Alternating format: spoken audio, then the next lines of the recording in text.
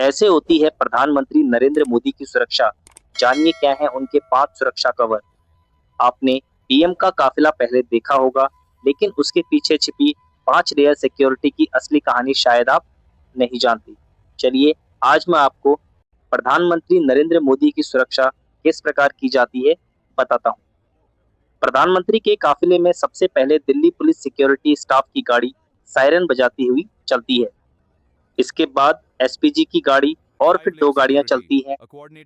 इसके बाद दाईं और बाईं तरफ से 2 गाड़ियां रहती हैं जो बीच में चलने वाली पीएम की गाड़ी को सुरक्षा प्रदान करती हैं। पीएम मोदी की सुरक्षा में विशेष सुरक्षा दल के जवान तैनात रहते हैं। उनकी सुरक्षा में विभिन्न घेरों के तहत 1000 से ज्यादा कमांडो तैनात रहते हैं। सार्वजनिक कार्यक्रम में एसपीजी कमांडो पीएम के चारों तरफ रहते हैं और उनके साथ साथ चलते हैं। किसी भी कमांडो को पीएम की सुरक्षा में तैनात करने से पहले उसके बारे में गहन छानबीन की जाती है। प्रधानमंत्री के निजी सुरक्षा गार्ड सुरक्षा घेरे की दूसरी पंक्ति में तैनात रहते हैं। यह भी एसपीजी कमांडो के बराबर प्रशिक्षित और दक्ष होते हैं, जो किसी भी अनहोनी को रोकने में सक्षम होते हैं। तीसरे सुरक्षा चक्र में नेशनल सिक्योरिटी गार्ड तैनात रहते हैं। इसके कमांडो को कड़ा प्रशिक्षण देने के बाद ही पीएम की सुरक्षा में तैनात किया जाता है। सुरक्षा के चौथे चक्र में अर्धसैनिक बल के जवान और विभिन्न राज्यों के पुलिस अधिकारी होते हैं। जब प्रधानमंत्री किसी राज्य में होते हैं, तो यह प्रदेश पुलिस की जिम्मेदारी होती है कि वह बाहरी सुरक्षा प्रदान करने के साथ ही किसी भी तरह की अनहोनी को रोक सके। सुरक्षा के 5वें चक्र में कमांडो और पुलिस कवर के साथ कुछ अत्याधुनिक तकनीक सुविधाओं से लैस वाहन और एयरक्राफ्ट होते हैं।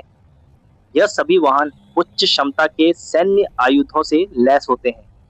यदि पीएम के काफिले पर जमीनी या हवाई हमला होता है तो इनके जरिए उससे आसानी से निपटा जा सकता है।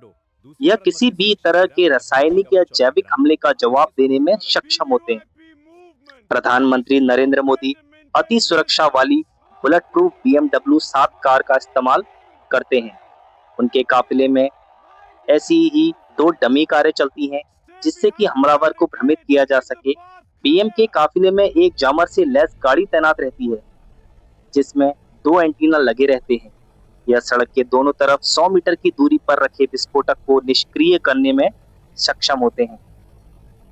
पीएम के साथ हमेशा एक एम्बुलेंस चलती है, जो किसी भी आपात स्थिति में उन्हें मेडिकल सुविधा मुहैया करवाने के मकसद से साथ चलती है। जब कभी पीएम पैदल चलते हैं तो उनके आगे पीछे सादे कपड़ों में एनएसजी के कमांडो साथ चलते हैं। यह कमांडो लोगों के हाव भाव और चाल को तुरंत भांप लेते हैं। एसपीजी में लंबे समय तक रहे एक पूर्व अधिकारी बताते हैं, सामान्य तौर से लोगों ने देखा होगा कि पीएम मोदी की सुरक्षा में तैनात गार्ड कई अवसरों पर 3-4 बैलिस्टिक शील्ड लेकर चलते हैं, जैसे स्वतंत्रता दिवस, गणतंत्र दिवस या कोई ऐसा दूसरा कार्यक्रम स्थल जहां प्रधानमंत्री के आम लोगों के बीच जाने की संभावना होती है। वहां अतिरिक्त सुरक्षा घेरा लगाया जाता है। जापान के पूर्व प्रधानमंत्री शिंजो आबे की सार्वजनिक स्थल पर हुई हत्या से कई सवाल खड़े हो रहे हैं। जिस जगह पर उनकी हत्या की गई, वहां सुरक्षा चूक बताई जा रही है। सुरक्षा एक्सपर्ट कहते हैं कि जापान के पूर्व पीएम शिंजो आबे जब लोगों को संबोधित कर रहे थे, उन पर पीछे से हमला किया गया। पहली चूक तो यह थी कि उनके सुरक्षा कर्मी कहां देख रहे थे। एक वीवीआईपी को केवल सामने से ही खतरा रहता है। क्या इस थ्योरी पर काम किया गया?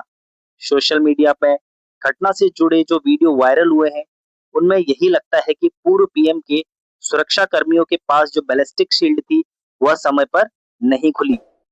प्रधानमंत्री नरेंद्र मोदी और दूसरे वीवीआईपी की सुरक्षा के लिए भी बैलिस्टिक ढाल का इस्तेमाल किया जाता है। आपात स्थिति में ये प्रधानमंत्री की खास सुरक्षा कवच बन जाती है। हालांकि जापान के पूर्व पीएम शिंजो आबे की सुरक्षा में हुई चूक भारत में संभव नहीं है।